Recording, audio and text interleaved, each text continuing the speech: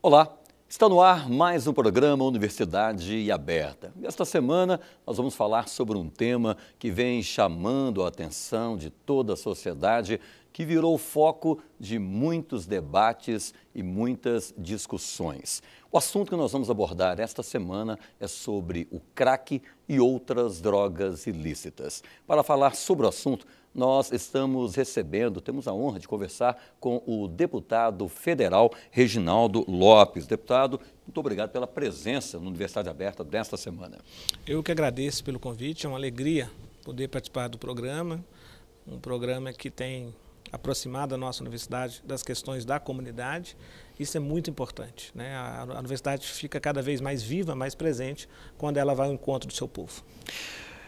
Deputado, nós temos conhecimento de sua atuação em diversas frentes de trabalho. E agora, recentemente, o senhor entra com a formação de uma comissão que vai analisar, que vai levantar os dados, que vai diagnosticar toda essa questão do crack e drogas ilícitas no nosso país. Por que essa comissão? Primeiro, Luciano, eu vivi uma experiência que eu diria vitoriosa nos 2 mandatos passados, que foi trazer para a pauta a questão da juventude. O Brasil não tinha nenhuma política específica para os jovens. E a juventude brasileira era a mais pessimista do mundo, por ausência de Estado, por ausência da presença das políticas públicas. Em 2003, nós criamos uma comissão especial. Durante 2 anos, estudamos e, no final desse trabalho, fizemos várias proposições. Proposições do ponto de vista legislativo, como mudar a Constituição Federal para reconhecer que o jovem é um sujeito de direito e, portanto, o Estado tem que apresentar uma política pública para o seu desenvolvimento. Sim. E também construímos vários projetos de lei que estão tramitando na Câmara. Indicações ao Poder Executivo, programas como o ProJovem, que hoje tem 1,5 milhão de jovens atendidos em 4 modalidades, voltado para a educação, para o trabalho, para o jovem em conflito com a lei, para o jovem que ainda não concluiu o ensino fundamental, e vários outros, como o ProUni, ProJovem. Depois veio a expansão das universidades, expansão das escolas técnicas. Ou seja, o Brasil gerou 15 milhões de empregos no governo do presidente Lula, nos 8 anos, e 9 milhões para os jovens, e a juventude brasileira passou a ser mais otimista do mundo. Nesse 3º mandato, tendo a dura realidade de vários jovens que se encontram hoje envolvidos com as drogas, eu pensei que eu poderia dar uma bela contribuição a partir da experiência que eu tive na Comissão Especial de Juventude e formatei uma proposta para criar uma comissão especial para enfrentamento ao crack e outras drogas ilícitas. E o presidente da Câmara dos Deputados, o deputado Marco Maia, fez o ato da mesa, criou a comissão e eu tive o prazer de me eleger presidente desta comissão. A partir daí, nós estabelecemos um roteiro de trabalho, né? Um roteiro do ponto de vista das demandas do país para fazer esse enfrentamento e para criar uma política de Estado para o nosso povo. Nesse roteiro, nós estamos trabalhando em 5 eixos. O primeiro eixo, que eu acho que é o mais importante, é o eixo da prevenção.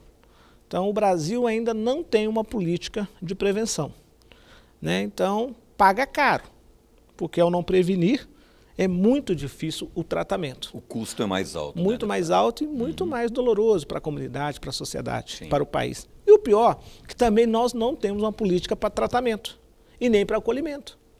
Nós só temos uma comunidade terapêutica pública no Brasil, que foi criada recentemente pelo atual prefeito de Cachoeirinha, no Rio Grande do Sul, porque ele é ex-toxicodependente de crack, se recuperou, se elegeu prefeito e está com essa experiência. As demais são comunidades terapêuticas ligadas à igreja, católica, evangélica ou espírita, ou então ligadas à sociedade civil, né, organizada, sim, ou então particulares. Então nós não temos uma rede de acolhimento e tratamento. O governo federal tem algumas experiências do CAPS, Centro de Apoio Psicossocial, AID, álcool e outras drogas. Mas também muito tímido a atuação, porque temos 265 CAPs no Brasil. E cada um, em média, 30, 40, 50 a capacidade para tratamento. Sim. Também não temos uma política da reinserção social. Porque não adianta, seja o tratamento numa comunidade terapêutica, que aí dura um pouco mais, 45 dias, 50 dias, ou seja, o processo do CAPS-AID, que é um processo para desintoxicação. Mas o jovem volta para a sua realidade. O retorno à sociedade. Volta para a sua realidade e acaba de novo envolvendo com aquele mundo que ele está em torno, que é o mundo das drogas. Sim. Então nós deveríamos prolongar, por definitivo, o afastamento daquele cidadão do seu mundo, até que ele pudesse ter, a partir de uma terapia ocupacional, do ponto de vista da profissionalização, e também que o Estado pudesse ter instrumentos para reinserir no mercado de trabalho. Depois você tem o eixo também da repressão, né? E a repressão, eu acho que a gente deveria ter uma política muito forte no combate ao tráfico. Nas fronteiras. E, em especial, um trabalho nas fronteiras. O Brasil não produz coca. Então vem da Bolívia, da Colômbia. No Brasil produz quase nada de maconha. A nossa agricultura é muito forte. Talvez tenha um pouco de produção, mas insignificante. Vem muito pelo Paraguai. Então nós temos que estabelecer uma política de fronteira para impedir, para diminuir o fluxo da droga no país. E o quinto eixo é o eixo que nós precisamos consolidar. Hoje tem mais de 130 projetos que falam sobre o tema drogas. Então nós precisamos consolidar esses projetos em uma única legislação. A legislação sobre droga no Brasil é uma legislação nova, de 2006, mas eu acho que ela não deu conta de responder algumas perguntas. Por exemplo, o crack é uma droga recente, talvez aí 15, 10 anos no Brasil. O mundo todo que estuda essa questão da drogadição, em especial o mundo científico, acadêmico, não confia muito na experiência da internação compulsória. Acha que o melhor tratamento é a internação involuntária, voluntária, não involuntária. Você tem até uma legislação que você pode utilizar dela para determinar o tratamento do usuário dependente. Mas é muito burocratizado. E acaba que você também não tem essa legislação, eu acho que ela não levou em consideração muito esse crescimento do uso dessa droga nova, que é o crack, e também dessa outra que está chegando, que essa é a droga literalmente da morte, que é o Oxy. Que é a mistura. Que a legislação atual, ela diz que se o dependente quiser melhorar, tem que partir dele a decisão de mais ou menos. É mais ou menos isso. Por exemplo, visitamos a Cracolândia na quinta-feira, com 24 deputados. E o delegado falando o seguinte, tem dois problemas. Primeiro, eu não tenho como obrigar o cidadão a se tratar. Não temos legislação para isso, porque nós não temos um tratamento compulsório ou involuntário. Segundo, mesmo que aquele cidadão queira tratar, ele não tem vagas disponível para o tratamento na rede. Não existe rede pública, não tem hospitais. O sistema de saúde não tem. O sistema não atende e mesmo assim não tem convênio com as entidades filantrópicas ou privadas. Sim. Então, eu acredito que nós vamos ter que repensar uma nova legislação e ao repensar uma nova legislação, nós vamos ter que talvez empoderar, por exemplo, o Conselho Antidrogas. Qual que é o papel do conselheiro? Qual que é a sua composição? Eu acho que tem que ter maioria da sociedade civil. Não dá para ser paritário, senão acaba que ele perde a força da sociedade. Ele fica muito manipulado pelas autoridades locais. Segundo, ele tem que ter um papel mais definido. Lá, a experiência de Portugal é uma experiência que, de 20 anos atrás, deu o maior bafafá quando foi feito, do ponto de vista da dúvida, qual que seria a eficácia do modelo, mas eles criaram uma comissão, onde você tem vários profissionais multidisciplinares.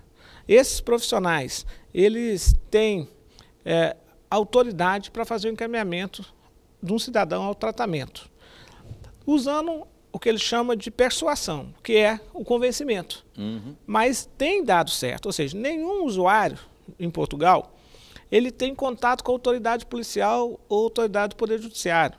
O contato imediato dele é com a autoridade da saúde pública, porque é o mais correto. tratar o toxidependente ou dependente químico, né, como um problema de saúde pública, um problema social, e não um problema policial. E o que a gente deveria se tratar como problema judiciário e policial é um sistema vigoroso para combater o tráfico. Isso no mundo todo é proibido e no mundo todo combate-se o tráfico. Então, a partir daí, dentro desses 5 eixos, o eixo da prevenção, o eixo do tratamento e acolhimento, o eixo da reinserção social, o eixo da repressão e a nova legislação, a gente quer trabalhar isso em 3 dimensões.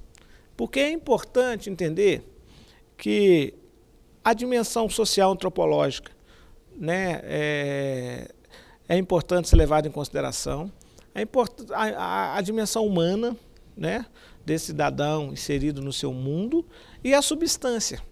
Eu acho que nós vamos ter que levar em consideração também uma legislação que trata sobre as várias substâncias químicas. Por exemplo, eu acho que tem muita diferença, né, uma política de tratamento para quem está usuário de maconha, talvez não precisa de uma internação, né, para quem está dependente de uma substância como crack ou ox, porque ele precisa de uma intervenção, talvez.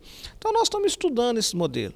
Nesse momento, nós estamos percorrendo o Brasil, nós estamos promovendo várias audiências públicas na Câmara dos Deputados, nós já fizemos vários encaminhamentos. Por exemplo, nós precisamos fortalecer uma política mais multidisciplinar, mais interministerial, para fazer essa luta, esse enfrentamento ao crack. Nós precisamos articular o conjunto de políticas existentes do Ministério da Segurança Pública, do Ministério da Educação, do Ministério do Trabalho, do Ministério da Saúde. Isso está muito desarticulado. Sim. Então nós estamos propondo a criação de um grupo interministerial para que possa ter uma ação conjunta, né, para esse enfrentamento. A presidenta Dilma criou agora o Centro de Referência.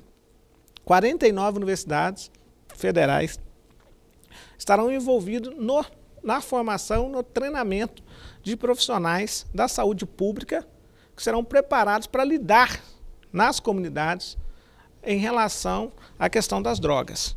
Porque também há um despreparo, né, nas equipes da saúde da família, há um despreparo das pessoas, dos trabalhadores e trabalhadoras da saúde pública para lidar com a questão das drogas. Portanto, as universidades federais foram convocadas a fazer esta preparação, esta formação. Tá certo. Deputado, nós teremos agora um breve intervalo, temos muito o que falar ainda sobre esta comissão. Universidade Aberta volta daqui a pouco. Não sai daí, voltamos já já.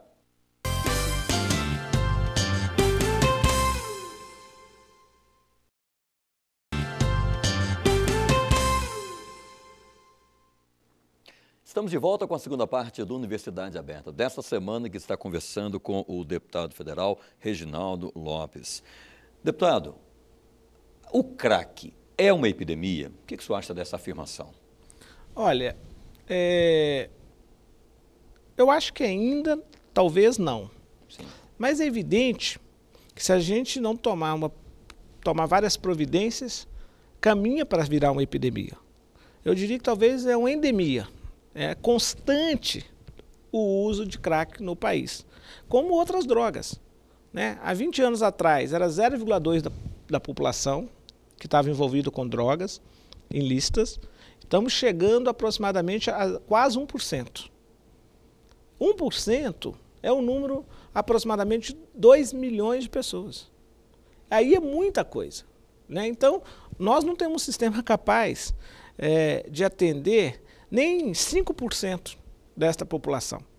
Portanto, que eu defendo que a Lei de Diretriz Orçamentária, que está tramitando na Câmara nesse momento, e amanhã vou estar apresentando uma emenda do ponto de vista que nas prioridades do governo, o enfrentamento ao crack, do ponto de vista do tratamento e acolhimento, deva ser financiado com dinheiro público. Hoje, as comunidades, as entidades filantrópicas que recebem dinheiro público são a Santa Casa e os hospitais. Então, eu estou propondo que a LDO, Lei de Diretriz Orçamentária, permita também o financiamento para as comunidades terapêuticas. Porque as comunidades terapêuticas no Brasil que estão substituindo o Estado. A ausência de hospitais, de comunidades públicas de acolhimento e tratamento foi substituído pelas entidades filantrópicas que têm uma experiência vitoriosa, né, ligada à Igreja Católica e Evangélica. Tem feito um trabalho sério, né? Há mais de 50 anos. Verdade. E que tem uma rede de mais de 3.500 comunidades. Portanto, não recebe um centavo do dinheiro do Estado.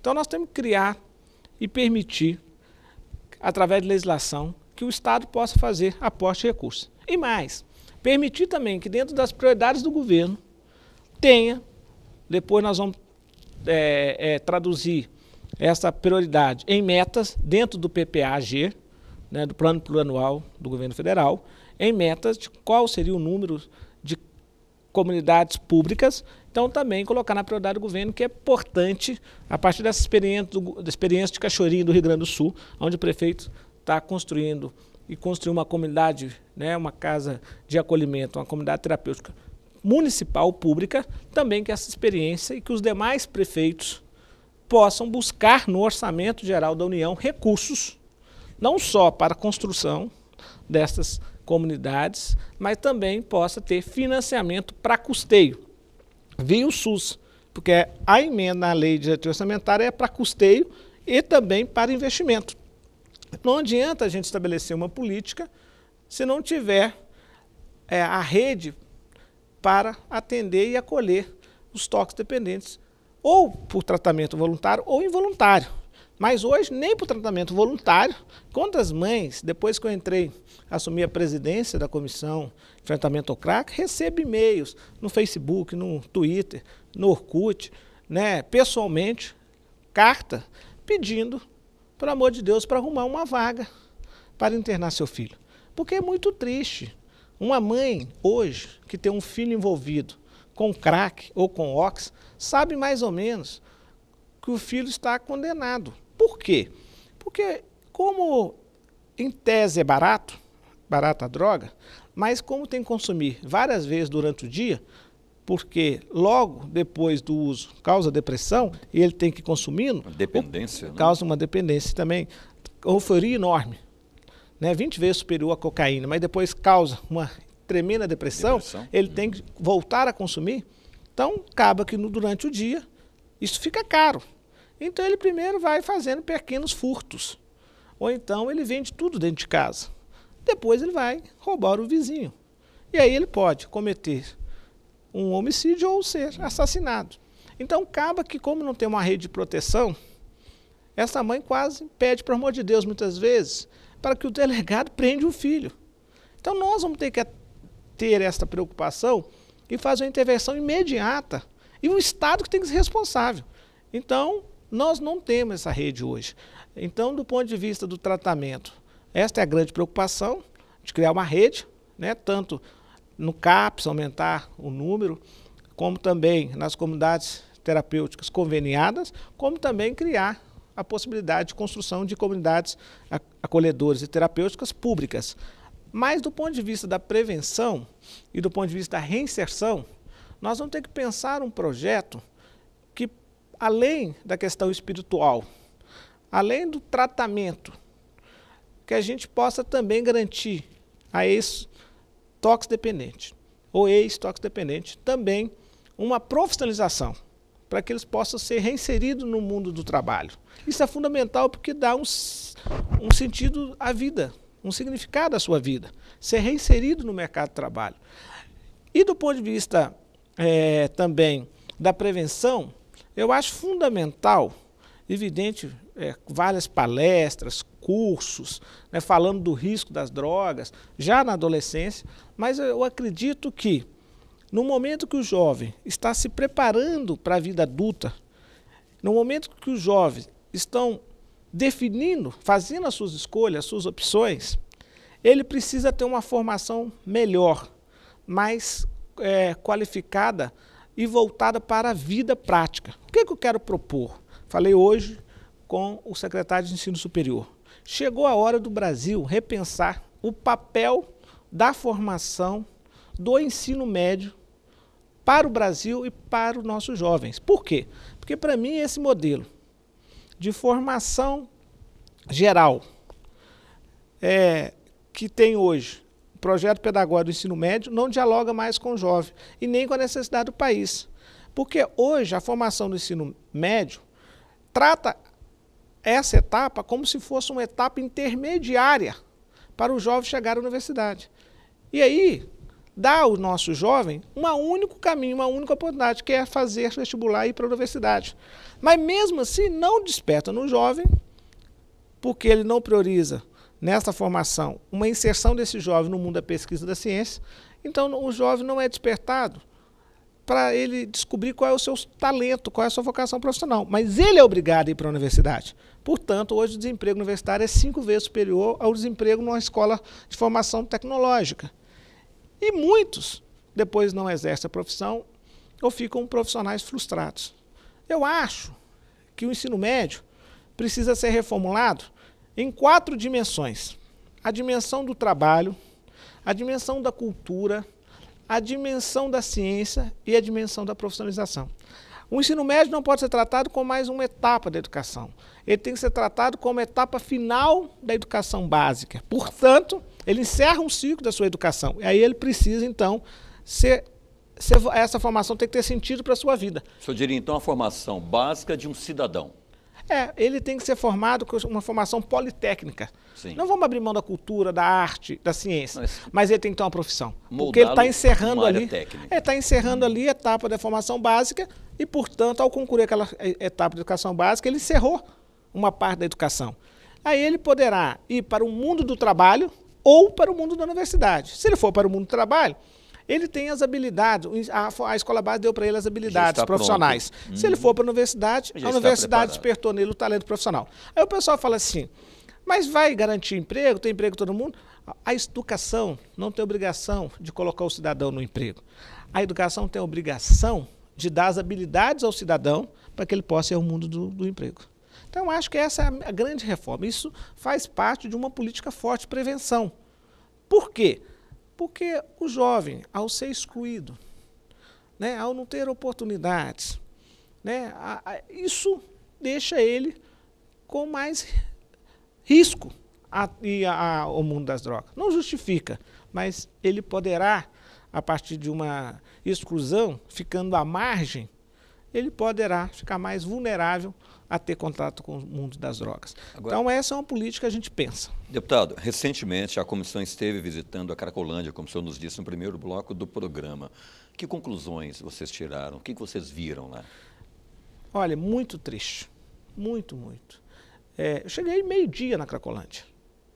Antes eu passei na delegacia regional e pedi que o delegado pudesse fazer algumas filmagens à noite, porque a gente ia voltar ao entardecer, para que o conjunto da comissão de deputados e deputadas pudessem conhecer a realidade noturna, que é infinitas vezes pior do que a realidade diurna.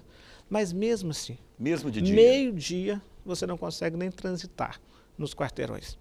Então, milhares de pessoas totalmente perdidas, alucinadas, para lá e para cá. Como eles falam, zumbi, né? Anda para um lado e para o outro sem saber. Então, é muito triste. Eu até coloquei no meu Twitter que era um puro inferno na Terra. Agora é evidente que ali virou o seu território. Porque ao ter envolvimento com o mundo das drogas e não ter uma proteção e uma política de Estado, ou também não teve da família, ou então a família já não existia mais, já estava totalmente desconstituída, sobrou para ele só aquele território. Porque ali ele foi reconhecido, ele foi incorporado. Porque isso é muito importante. As pessoas precisam ser reconhecidas. As pessoas não podem ser invisíveis. As pessoas precisam de visibilidade. Eu discutia muito isso, por que o Estado tinha que fazer política para a juventude. Porque a juventude está aqui agora. Ela precisa de ser reconhecida, precisa ser visível. E aí o sentimento é esse. É uma realidade muito triste. Nós precisamos de uma política capaz de desfazer aquele território, mas permitindo que aquelas pessoas tenham um outro território. Um território de amor, um território de um lar decente, um território para se tratar, um território onde vai ter uma terapia ocupacional, uma terapia espiritual, onde ele vai voltar a querer viver. Agora, tem que ser rápido. porque, lamentavelmente, tanto o crack quanto o óxido têm um poder destrutivo muito rápido. Agora, deputado, nós sabemos da dificuldade do quão árduo é esse trabalho que a comissão começou a fazer nos últimos 2 meses. Qual é o primeiro passo, deputado? O que fazer agora? O que fazer primeiro? Onde começa esse trabalho? Então, nós estamos, a cada sessão, a cada terças-feiras, nós temos uma audiência pública com especialistas, a partir dos eixos que nós estabelecemos, os 5 eixos, dentro das 3 dimensões. Então, cada semana, nós estamos apresentando ou um projeto de lei ou fazendo uma indicação para o Executivo. Como nós apresentamos a indicação de criar o grupo interministerial para articular o conjunto de ações por dentro do governo. Outra indicação que nós fizemos, o governo tem vários programas de reinserção. Eu citei o ProJovem, Programa Nacional de Inclusão dos Jovens. O ProJovem tem um que trabalha o jovem do campo, junto com a Confederação Nacional dos Trabalhadores da Agricultura. Eu fiz uma proposição para criar um com as comunidades terapêuticas. Para quê? As comunidades terapêuticas fazem o tratamento do ponto de vista da abstinência, do ponto de vista da recuperação, desintoxicação, mas precisa e não tem estrutura para fazer terapia ocupacional, ou então para dar àquele jovem uma profissionalização, né, dar a ele uma habilidade para ele se voltar e conseguir um emprego. Então eu estou propondo que o Ministério do Trabalho e Emprego faça um convênio com todas as comunidades terapêuticas, guarda-chuva, e possa formar em paralelo aqueles cidadãos que estão hoje se tratando também numa formação profissionalizante.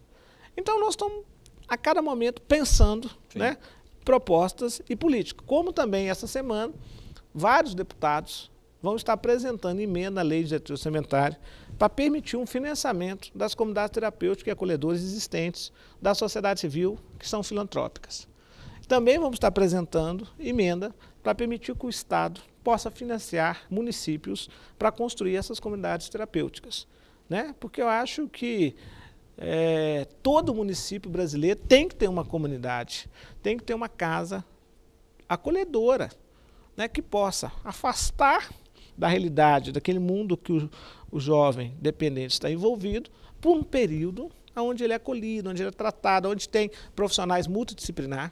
Nós estamos propondo ao ministro Alexandre Padilha, da Saúde, que na equipe da saúde e da família tenha profissionais para ficar à disposição das comunidades, né, para fazer esse diagnóstico, né, para fazer esse levantamento e para que essa comunidade possa tratá-los em casa, ou então que esta equipe multidisciplinar possa ficar à disposição de prestar serviço também nessas comunidades terapêuticas da igreja ou filantrópicas, do ponto de vista de levar uma terapia, né, uma proposta terapêutica na recuperação e tratamento do nosso toxicodependente. Então, várias propostas estão em andamento, porque não dá para concluir e esperar o trabalho encerrar na sua totalidade, que está marcado para novembro, porque nós vamos fazer agora um seminário internacional, 1 e 2 de setembro, vamos fazer o seminário nacional no final de setembro, e até agosto, a partir de maio, nós estamos fazendo audiências públicas em todos os estados, estamos ouvindo vários especialistas, e aí vamos formatar um conjunto de propostas. Só que tem algumas ações que são para agora, são imediatas, foram essas ações que eu citei há momentos atrás. Tá certo. Deputado, é importante destacar também que, além de ser um sério problema social, é também um problema de saúde pública e, é claro, exige a união de toda a sociedade, dos municípios, do Estado, do governo federal, enfim, de toda a sociedade na luta contra esse mal que aflige nossos jovens. Deputado, seria necessário um tempo bem maior para que nós abordássemos mais e mais sobre o trabalho que a comissão vem fazendo, que começou há 2 meses, mas infelizmente o nosso tempo de Universidade Aberta é pequeno. E gostaria de agradecer de forma bastante especial a presença do senhor aqui no programa desta semana. Eu que agradeço, Luciano, agradeço toda a equipe, a nossa reitoria, nosso reitor Nazareno, e também agradeço aí os nossos telespectadores, né, por estar nos assistindo. Obrigado. Obrigado, deputado. Obrigado. Universidade Aberta desta semana fica por aqui. Para você que esteve conosco, obrigado pela companhia, obrigado pela audiência e até um próximo encontro. Até lá.